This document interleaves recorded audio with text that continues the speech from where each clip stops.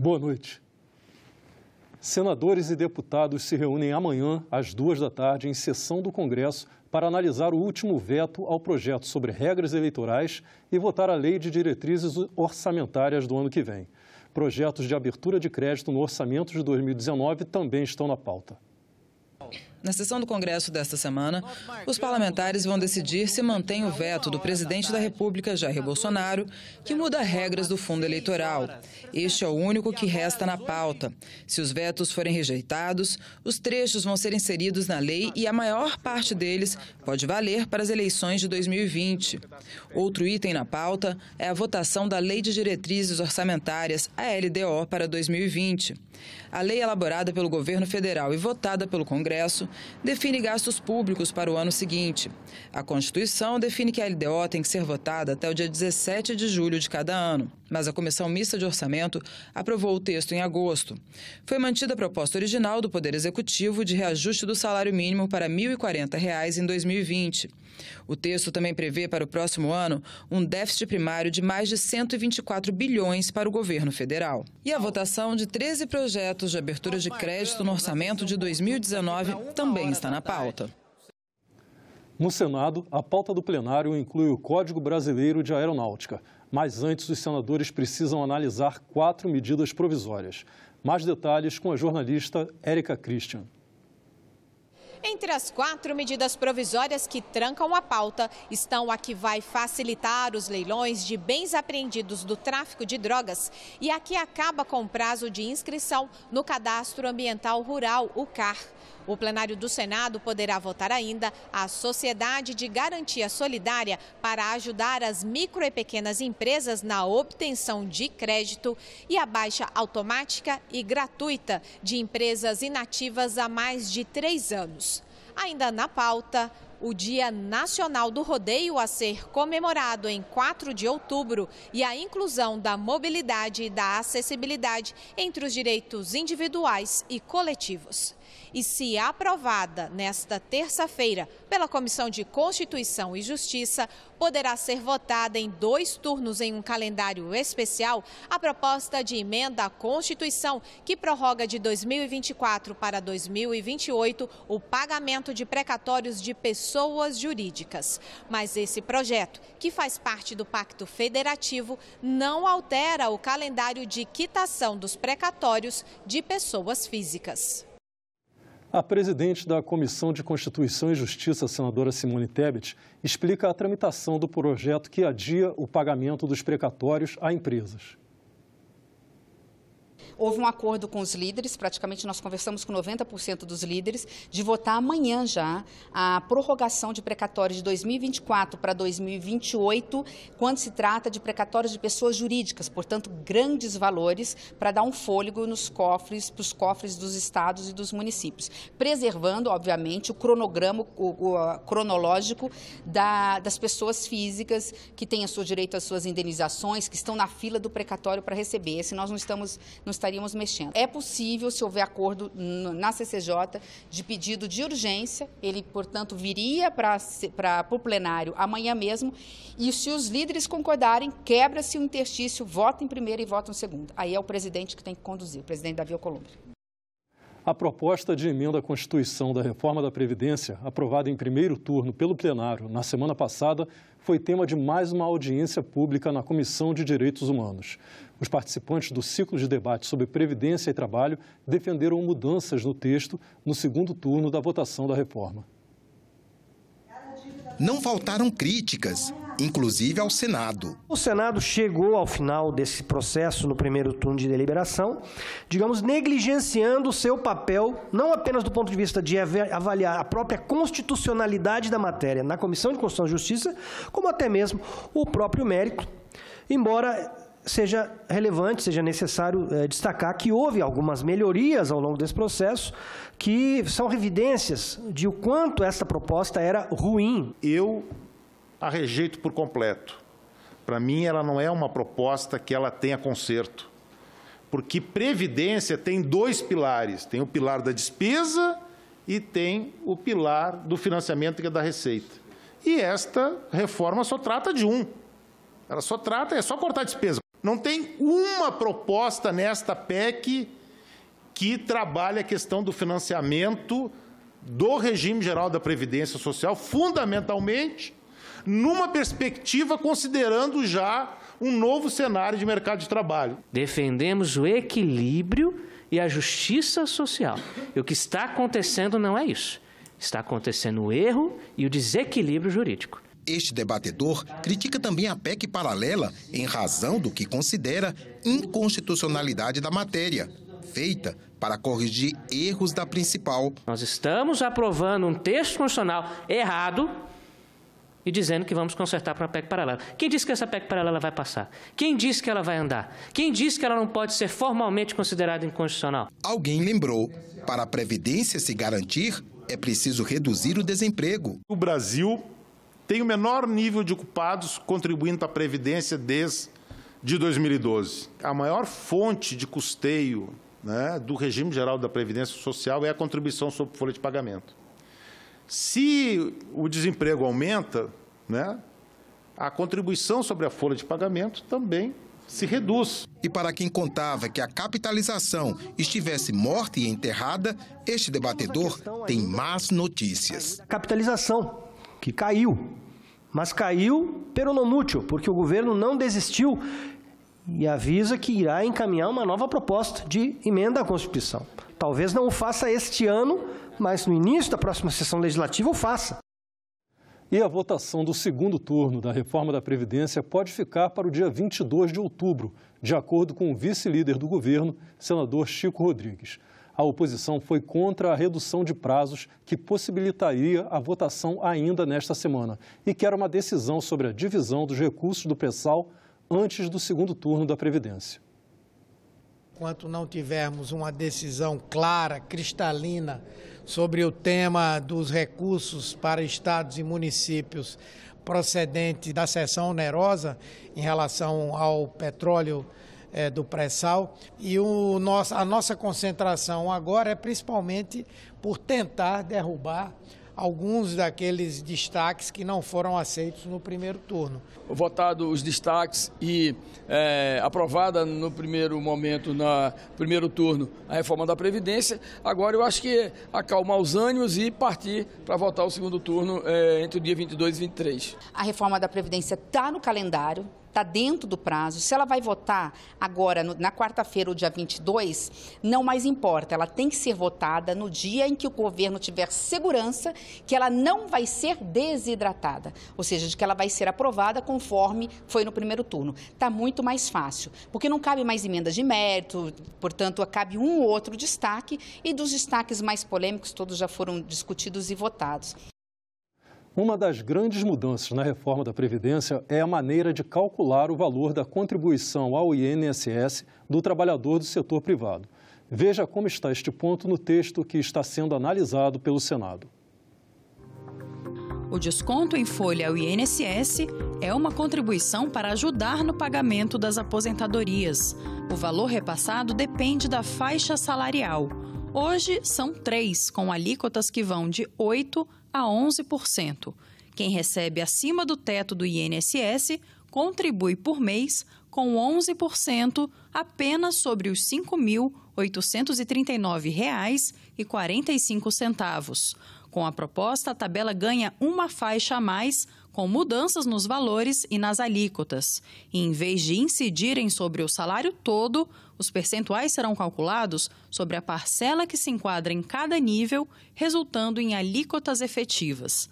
Por exemplo, um trabalhador que ganha R$ 1.800 não pagará 9% sobre todo o salário, e sim 7,5% sobre R$ 998, mais 9% sobre R$ 802. A Comissão de Assuntos Econômicos debateu em audiência pública projeto que regulamenta a comunicação audiovisual sob demanda, como os serviços oferecidos pela Netflix. O relator, senador Isalci Lucas, quer promover outras audiências para discutir melhor essa proposta. O consumidor escolhe o conteúdo a que quer assistir. Essa é a principal característica do serviço de vídeo sob demanda, também conhecido pelo termo em inglês streaming. O Netflix é um exemplo. O projeto em análise na Comissão de Assuntos Econômicos regulamenta o setor e estabelece cotas de tela para filmes nacionais, cotas de investimento obrigatório e a cobrança da Condecine, contribuição para o desenvolvimento da indústria nacional. Na audiência realizada pela Comissão de Assuntos Econômicos para debater o texto, representantes do setor de audiovisual criticaram a proposta. Eles disseram que o vídeo sob demanda é um negócio ainda em desenvolvimento e a regulamentação estabelecida pelo projeto seria um obstáculo à realização de investimentos. É um mercado que tem um potencial de crescimento muito grande e nos parece que um projeto de lei dessa magnitude, que inclusive equivale um serviço de SVOD com um serviço de TVOD, que possuem naturezas distintas, janelas de exibição distintas, necessidades de investimento distintos, não se mostra adequada uma regulação tão densa como a que está sendo proposta. O mercado está crescendo e está crescendo com conteúdo nacional e nacional independente na medida do valor do próprio conteúdo. O que a gente se pergunta num caso como esse de uma lei a gente precisa de uma lei adicional? A gente precisa criar mais estímulos numa indústria que está funcionando, que já distribui uma quantidade relevante de conteúdo nacional? Mas houve quem defendesse o projeto. O representante dos produtores de audiovisual do Centro-Oeste lembrou que houve resistência à Condecine quando se discutiu a cobrança sobre as empresas de TV por assinatura. Mas hoje a contribuição é importante para o cinema nacional. O Condecine sobre faturamento é a melhor estratégia. Percentual de 5%, claro, progressivo, né? Você tem algumas empresas que têm faturamento pequeno não podem pagar esse tipo de porcentagem. O Conselho de Comunicação do Congresso Nacional se reuniu hoje e debateu fake news. Os conselheiros estudam sugestões para tentar evitar a propagação de notícias falsas. Um dos temas analisados na reunião foi a proteção à privacidade dos usuários brasileiros nas plataformas digitais. Segundo os conselheiros, a Lei Geral de Proteção de Dados, aprovada pelo Congresso, vai colocar o Brasil em linha com a legislação internacional em termos de proteção. Outro tema que voltou à pauta foi a divulgação de fake news. Vamos fazer uma recomendação, avaliando a questão, o problema, e nessas recomendações sugerir iniciativas que possam ser adotadas tanto pelo Congresso quanto pelo governo e também pela sociedade, porque a questão do fake news, entendemos nós, os conselheiros do Conselho de Comunicação Social, que é uma questão também de educação, de engajamento, de cidadania, de preocupação de todos os indivíduos com a veracidade das informações que circulam no país. Os conselheiros recomendaram parecer pela rejeição de 2 projetos que tramitam na Câmara. Um deles pretende incluir a divulgação de fake news entre os crimes previstos na Lei de Segurança Nacional. E o outro proíbe a divulgação de imagens ou informações de ataques massivos a pessoas. E a Comissão de Meio Ambiente discutiu hoje a proibição da compra de carros novos que utilizem combustível fóssil, como gasolina, a partir do ano de 2060. Veículos movidos a diesel e gasolina podem estar com os dias contados. O projeto de lei do senador Teomário Mota aponta a necessidade de reduzir o emprego do combustível fóssil e estimular o uso de veículos elétricos ou que usam biocombustíveis. O parlamentar afirmou que a frota nacional passou de 32 milhões em 2001 para 93 milhões em 2016. O senador Jean Paul, integrante da Comissão de Meio Ambiente, convocou uma audiência pública para discutir o assunto. O que a gente quer tratar aqui é de princípios, de indutores, de inibidores, de como isso vai conviver com a questão dos aplicativos, com a questão das frotas públicas, com a questão dos espaços de estacionamento, com a questão da inovação, eventualmente, dos veículos autônomos, com a integração, no caso do motor flex, com o motor elétrico, né, que é uma realidade já. Então, como é que a gente faz isso sobreviver e andar no Brasil de forma conciliatória e não de forma de concorrências predatórias? A proposta diminui gradualmente o consumo de combustíveis fósseis. O texto também prevê que, a partir de 2030, 90% dos veículos vendidos poderão ter tração automotora por motor a combustão.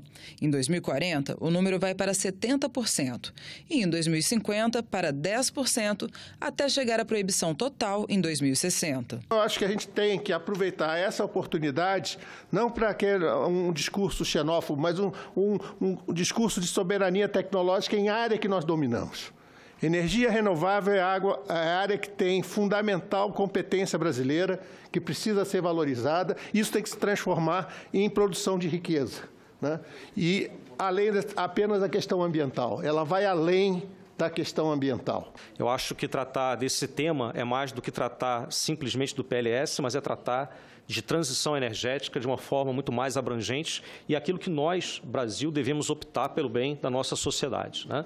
A previsão é que a comissão realize mais 2 audiências públicas para debater o assunto.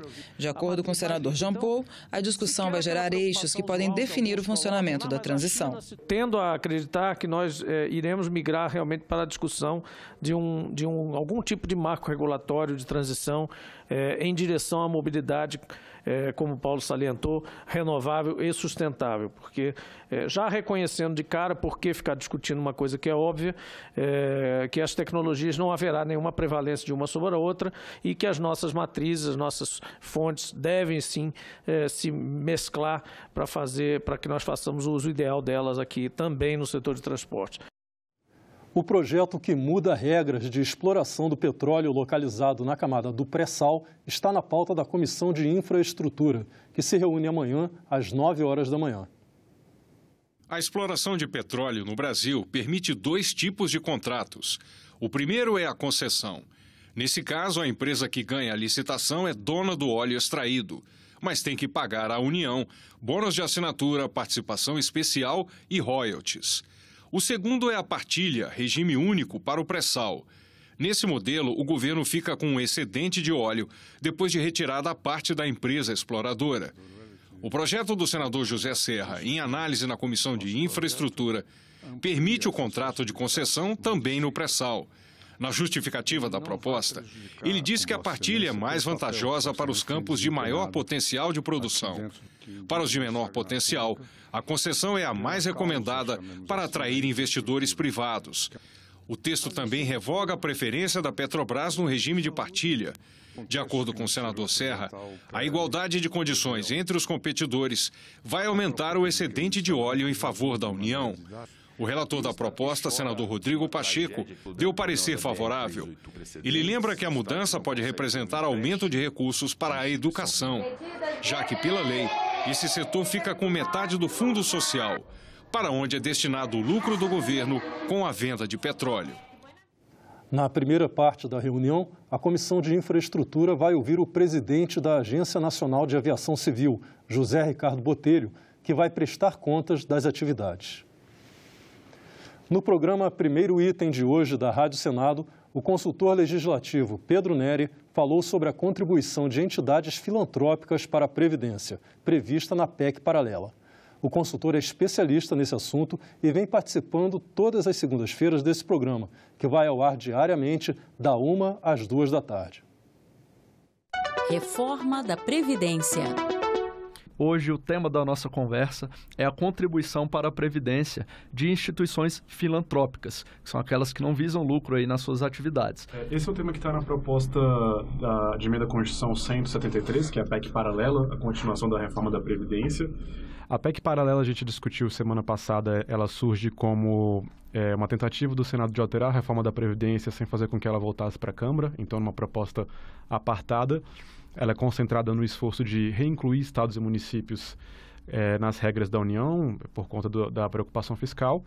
E ela vem também com algumas alterações, pautas mais positivas, ajustes mais generosos na reforma da Previdência. E para financiar isso, se revê aí uma série de imunidades, de isenções que existe hoje na Previdência. Inclusive é disso que se chama de entidades filantrópicas, a depender de quem você está falando, porque hoje não existe uma definição sobre o que são entidades filantrópicas. Então, como funciona hoje? Entidades que conseguem se enquadrar nisso por meio da legislação ordinária, especificamente o SEBAS, o Certificado de Entidade Beneficente, conseguem ser dispensadas de pagar qualquer tributo da Seguridade Social, inclusive a Previdência Social. Então, a gente está falando de assistência social, saúde e também educação. Isso inclui faculdades particulares, alguns hospitais que atendem população de altíssima renda, escolas que também estão localizadas em regiões onde moram elite e atendem essa elite. E por isso o que a PEC paralela propõe é mantém a imunidade para entidades de assistência social, mantém para os hospitais que fazem que permitem, que concedem acesso, fazem serviço para a população sem exigência de qualquer contraprestação, quer dizer, sem pagamento, ou seja, 99% dos hospitais que atendem a população no SUS, e ficariam de fora hospitais que recebem o certificado de assistência social, muito embora não prestem qualquer serviço direto ao usuário por meio do SUS, por exemplo.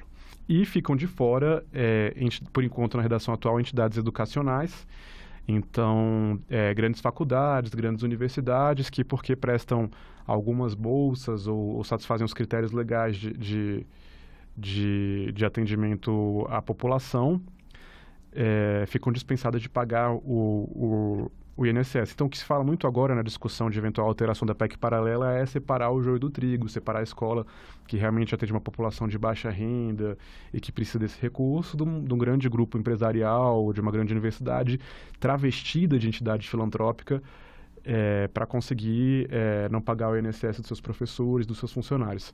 Mas acho que é importante a gente salientar que, por exemplo, no caso dos hospitais, os hospitais filantrópicos como as Santas Casas, etc., havendo atendimento no SUS, a garantia de imunidade, de isenção, fica assegurada. Algumas instituições, alguns representantes, inclusive, participaram de audiência pública aqui no Senado para discutir essa questão da perda da isenção, caso a PEC paralela, esse ponto seja aprovado. A receita dessas instituições ficaria prejudicada caso eles passassem a contribuir para a Seguridade, e quanto que se estima arrecadar com essa agora possível contribuição dessas instituições e que impacto isso teria nas contas do governo. Nós estamos falando de uma alteração de 60 bilhões de reais em 10 anos. Então, algo como 6 bilhões de reais por ano. Para a gente pegar aqui esses 60 bilhões nos próximos 10 anos é equivalente a 2 anos do Bolsa Família inteiro. Então, é uma despesa, é um montante relevante. No caso da saúde, ele é pequeno porque a maior parte das entidades estão sendo mantidas como filantrópicas na regra. Quem está saindo basicamente são 4 hospitais de São Paulo e um hospital do Rio Grande do Sul, que são hoje considerados filantrópicos, apesar de não satisfazerem o critério da lei de atender usuários pelo SUS. Fora isso, tem o pessoal da educação, então as faculdades e as escolas. E, de fato, a partir das audiências públicas e das últimas semanas, se conhecem casos de entidades que fazem um atendimento de fato à população de baixa renda e que ficariam prejudicadas. Mas é uma situação difícil, porque a gente está falando de universidade, aqui, por exemplo, no exemplo de Brasília, que é onde a gente está, que é mais fácil das pessoas saberem. Universidade na Asa Norte, escola no Lago Sul. Se a gente pegar Rio de Janeiro, Universidade do Jardim Botânico, da Gávea. Então, quando a gente entra nesse debate, a gente descobre instituições que a maioria da população entende que são empresas e que conseguem a isenção. Então, é um debate difícil. A gente está passando por um momento de crise fiscal. Existe uma cobrança da sociedade para que esse ajuste não seja feito só do lado da despesa, quer dizer, só corte de benefícios, mas seja também feito do lado da arrecadação. E o que o Senado vai discutir nas próximas semanas, depois a Câmara, é uma maneira de cobrar dessas entidades que atendem a elite sem prejudicar bolsistas ou atendimento à população mais vulnerável. E vale lembrar que esse não é um tema novo no Congresso Nacional, ele não foi trazido pela primeira vez no âmbito da PEC paralela, ele já figurava na reforma da Previdência anterior, a PEC 287, a partir do relatório do então relator, o deputado Arthur Oliveira Maia, da Bahia, que já trazia essa questão do financiamento da Previdência, para a gente ter clareza aqui, universidades, faculdades, hospitais que conseguem a certificação como entidade de assistência social, e são boa parte das faculdades, das universidades, são dispensados de pagar o INSS. A gente não está falando de parcialmente, ele não paga um centavo, não tem uma contribuição substitutiva, não se paga a Previdência, muito embora seus professores, seus funcionários, seus médicos, seus enfermeiros tenham direito a receber todos os benefícios da Previdência Social, inclusive sob valores altos. Então, essa é uma discussão difícil que está colocada no âmbito da PEC paralela. Eu quero agradecer ao Pedro Fernando Neri por participar mais uma vez aqui da nossa série especial sobre a reforma da Previdência. Obrigado, Pedro. Eu que agradeço, Pedro. Reforma da Previdência. Ficamos por aqui. Você pode rever as reportagens desta edição na nossa página na internet, senado.leg.br/tv. Muito obrigado pela sua companhia e continue sintonizado aqui, na TV Senado.